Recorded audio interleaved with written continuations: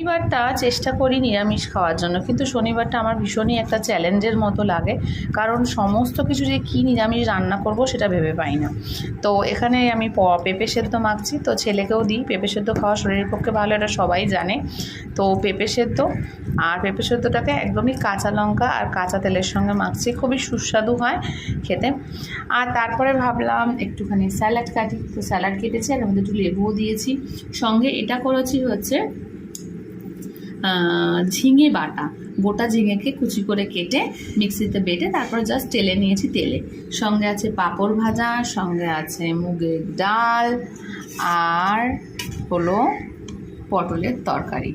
তো আজকের মেনুতে তো এগুলো রান্না করলাম, চেষ্টা করলাম টোটালি ভেজ রান্না করতে। আর এই যে খাবার টোটালি রেডি করে দেওয়া হয়ে গেছে। পাপা আজকে নিরামিষ খেতে হবে।